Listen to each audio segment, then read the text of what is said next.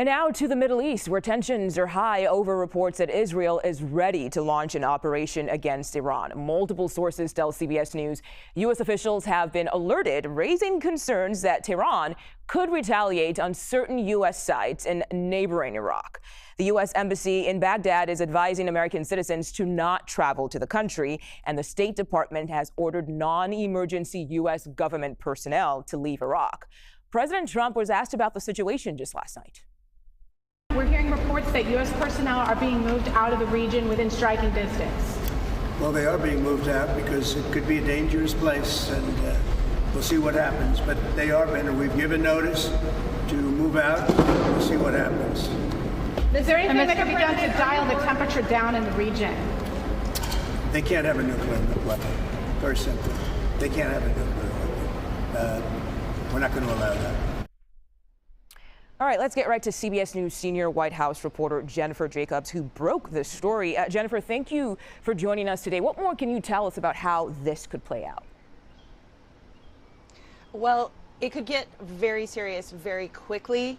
President Trump has repeatedly threatened to strike Iran if the talks fail, if Iran refuses to limit its nuclear program, if it refuses to stop enriching uranium, which is a key part of the deal that in the U.S. negotiations.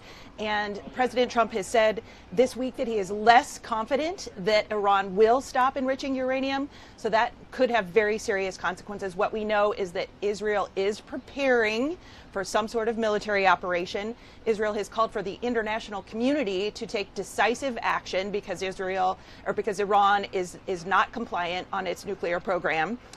Iran, in response to some of this news, has said that if Israel does take any sort of military action, it would respond in a way that is very forceful and destructive, quote unquote. Iran, according to some of the local media in Iran, has started to do some military drills in order to prepare for whatever might be coming. And we know that Iran has also said that in response, it would hit some U.S. bases in host countries. But one key thing, Mugo, is that on U.S. involvement, there had been some question about whether the Trump administration would actually take part and involve the United States in sort of this military action. The sense I'm getting from my sources is that is not the case. This would not be a joint operation, and that's really important. The U.S. would not be participating, although the U.S. is aware of what could be going down. They are not participating in it. And Jennifer, you mentioned Iran's nuclear program and the ongoing negotiations, but then all of this is happening with Israel. So what does this mean for that negotiation? So we are told that the 6th round of U.S.-Iran talks will go ahead on Sunday. We broke that news that those talks will take place in Oman on Sunday.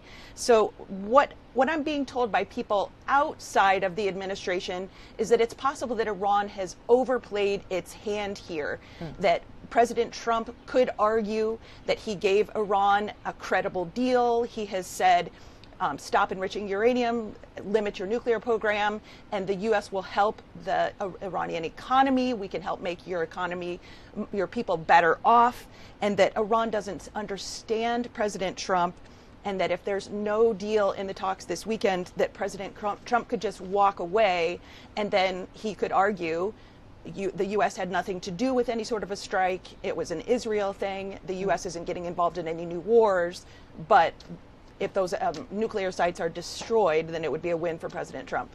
But how are these tensions affecting U.S. citizens in the region?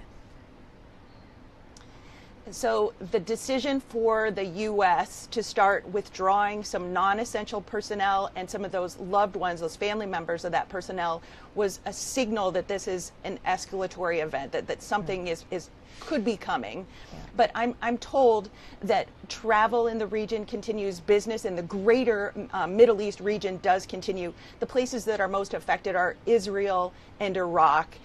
In Israel, the U.S. Embassy in Israel has been warning U.S. citizens, either be aware of where your nearest shelter is in case there's a red alert situation, or leave the country. It's just not a safe place to be at the moment.